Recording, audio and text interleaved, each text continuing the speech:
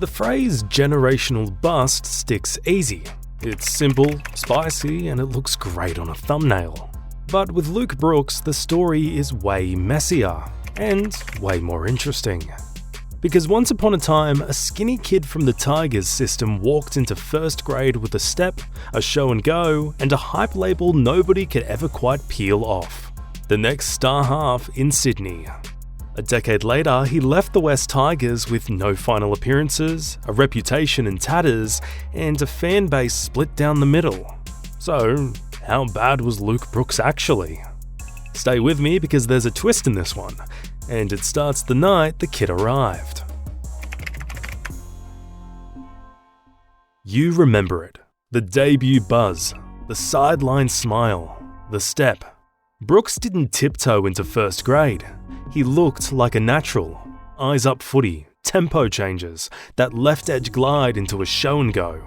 The comps came fast. Benji vibes, future 7 locked in, build the club around him. Was it fair? Probably not. But that's how hype works. One game becomes a forecast, a month becomes a prophecy, and then the label hardened. Franchise halfback. Here's where reality bites. Being a franchise 7 is not highlights, it's weight, it's field position on tackle 3, it's last play kicks under a blitz, it's media after every loss. Brooks got the bill for things way beyond one player's control. A roster constantly reshuffled, a carousel of coaches and systems, leaders coming and going, and a forward platform that too often lost the arm wrestle before he touched the ball. He still had the tools, short side raids, quick feet at the line, tidy short kicking. But the job kept getting bigger, while the scaffolding around him got smaller. And when a club doesn't win, the 7 pays retail for it. Was Luke Brooks bad, or was he miscast as a solo saviour in a rebuild that never actually rebuilt? Hold that thought. Then came the peak that made the narrative even messier. Recognition as the comp's top halfback that season. Numbers and moments lined up, try involvements, line engagement, repeat sets, some clutch kicks. On paper, it said arrival. On the ladder, it said not enough. That disconnect is the Brooks paradox. The tape could show a good halfback doing his job. The table kept showing 9th, 10th, 11th. And in this sport, ladder position talks louder than nuance. If you ever argued Brooks online, you know the bullets by heart. Game management, drifts to the edges, doesn't command the middle, momentum swings go unanswered. Kicking game, short kicking neat, long kicking not punishing enough, territory trade for survival. Defense, brave, yes, but teams circled his channel and asked questions all night.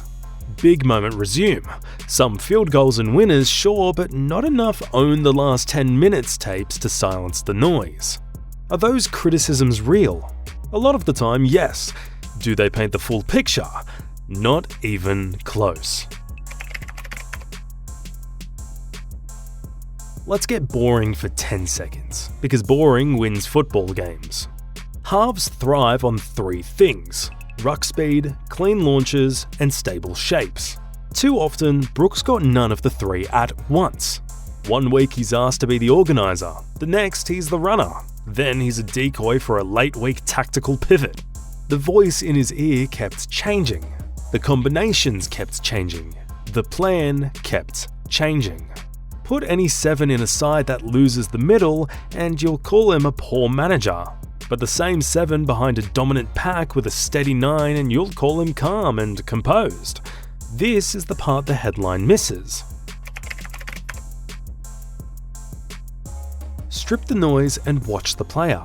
Running threat. Brooks is at his best when he's allowed to be a running 5/8 in a 7's jersey. Square hips, half shoulder, late angle, show and go. Short side IQ. He reads numbers quickly. If the A defender overchases or the center turns in, he's gone. Short kicking craft. Grubbers into the pocket, early count pressure on retreating edges.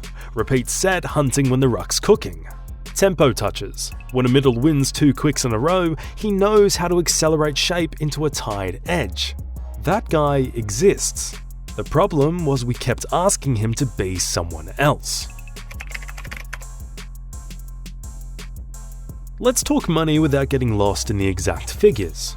Brooks was paid like a cornerstone. Cornerstone money carries cornerstone expectations. So every missed tackle wasn't a miss.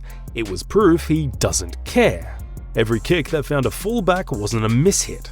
It was proof he can't manage a game. Every loss wasn't a team issue. It was a halfback indictment. The bill for a decade of frustration got stapled to one player's jersey number. That's not analysis. That's catharsis. And then he left. New beach, new colours, new role. This was the control test we all said we wanted. Put Brooks beside a premier organiser, behind a better platform, with elite strike. Let him be the secondary conductor, not the full orchestra. Suddenly, the same traits people mocked looked valuable. Short side raids off quick rucks, supporting line breaks in the middle third, playing fast when the middle earns it, not pretending it exists when it doesn't. Defense still got targeted, because that's the NRL, but with structure around him, he wasn't drowning in traffic every set. If the jersey and role change in the film looks different, did the player change, or did the job finally match the skill set? When he's used as a running 6 in spirit, even if the number on his back says 7, Brooks can add real value. Second receiver on edges. Catch late, play square, hit the back rower short if the half jams, or rip it out the back if the centre hangs. Short kick merchant in good ball. If the primary half owns the long kicks, Brooks can hunt restarts and momentum. Short side accelerator.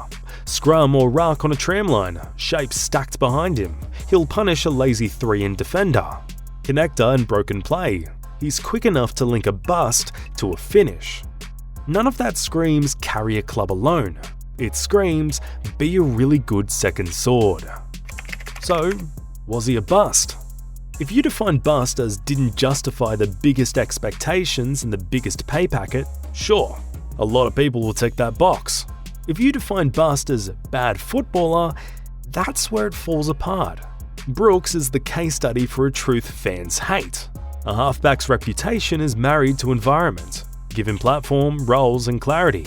He looks like the player the junior tapes promised. Give him chaos, and he looks like the headline you're itching to type. Luke Brooks was not the answer to every problem at the West's Tigers. He was also not the source of every problem. He is a good NRL footballer whose prime years were spent carrying a role that did not match his elite traits.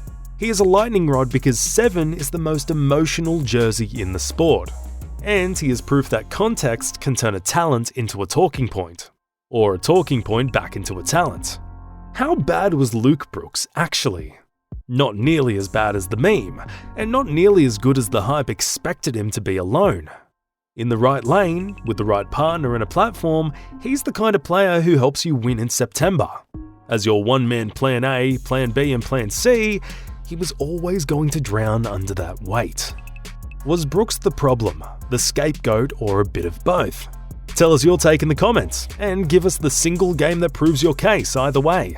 If you want more deep dives that balance highlights with context, hit subscribe and turn on notifications. We post once a month and keep it honest. This is Line Break, where the story is bigger than the headline.